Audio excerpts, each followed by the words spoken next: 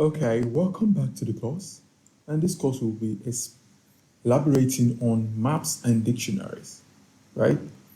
So, what is the basic difference between a list and a dictionary or map?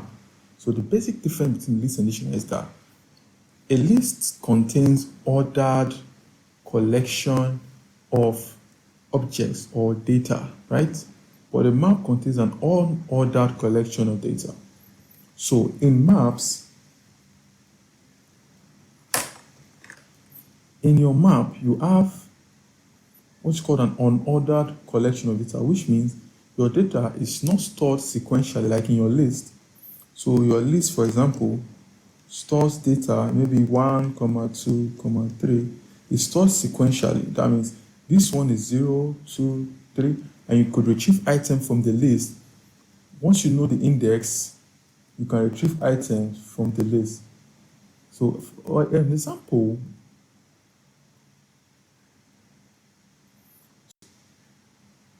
so what you notice is if you have a large number of items, say you have a list that contains the first item is a person's name and the next one is his favorite sport, and you want to retrieve the 1000th item, the 1000th individual's favorite sport, you have to know the exact index of that favorite sport to be able to retrieve that.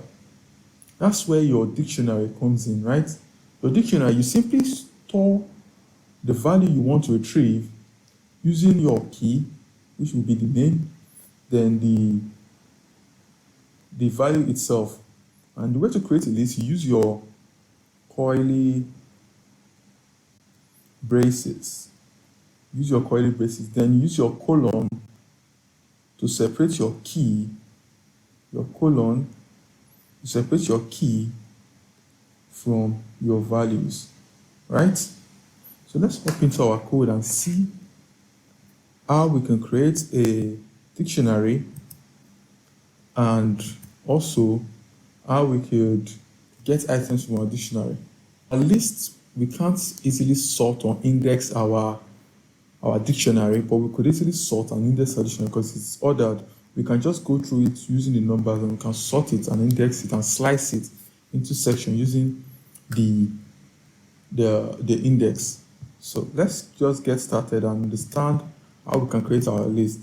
So we want to create a list of favorite sports. This is our dictionary, and to create the dictionary, we use the curly brace. Then you have your key, which you are going to be using the name of the person and their favorite sport, which this is now your value. Let's go soccer. Then to add new items to our list, we simply do the same thing. A key, let's call this favor. And a value, let's call the tennis. Same thing, to add another item, say key, rain. Then value, wrestling. So we've successfully created our dictionary. So the beauty of this dictionary is, now if we want to get the favorite sport of, let's say, Irene, all we simply need to do is to go to favorite sports without knowing the index that the individual sport is. We just go to here, then pass our key. Pass in our key, which is the name. Once we know the person's name, we can easily just grab their favorite sport. And you can see it grabs it for us automatically. We don't need to know the index. So in a situation where you have an index of up to 10,000, you would not need to know the index, which is very cumbersome for you. You just need to know the person's name. You can grab their favorite sport, right? And this is used for in situations where we just need to know the name, not to get the sport. And this is kind of like a table where if you know the name, you should be able to know the exact spot is directly, like this, like this, like this. So you know the name. Instead of using a serialized table, which is list, this is a serialized table. Use a table, a non serialized table using values that are unique to what we want it to express, but that is more personalized and more unique. Now that we've learned how to create a dictionary, we've learned how to get items from a dictionary, now we need to know how to add another item to our dictionary. So one of the ways we could do that, we could use just like this, favorite, then spot, then you can add a new item to your dictionary simply by adding the name of the item with the key. You can say Nat likes, let's say, basketball.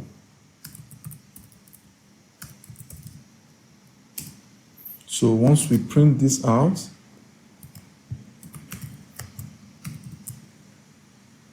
you can see we've added Nat to our list, to our dictionary, right? So you can also use another method, which is grab this, then use the dot update method. Then in here, you pass your new dictionary item, which is your, let's say, faith in volleyball. Then you can go back here, paste this in, run this, and you see it added the new item to your dictionary. So to delete item from a dictionary, use the delete method, right, like this. So we want to delete, say we want to delete Irene from our dictionary. Just pass the delete method with the key, then press enter. It simply deletes the method from our dictionary. Then once we print it, you see that it's no longer in our dictionary, right? So with this item is, we can use our iteration to go over this and print out some useful values from our dictionary. So you've known how to create dictionary, how to add new items to your dictionary, and how to delete items from a dictionary, how to retrieve items from a dictionary as well. So in the next class, we'll be moving on to what is called control statement. This allows us to ask questions to our program and to run code depending on changes or depending on conditions. So we can run code depends on condition. So this is where we get into the real meat of programming. So see you in the next class. And if you have any question, you can leave it in the comment section or in the question and answer section, and I will attend to you as soon as possible.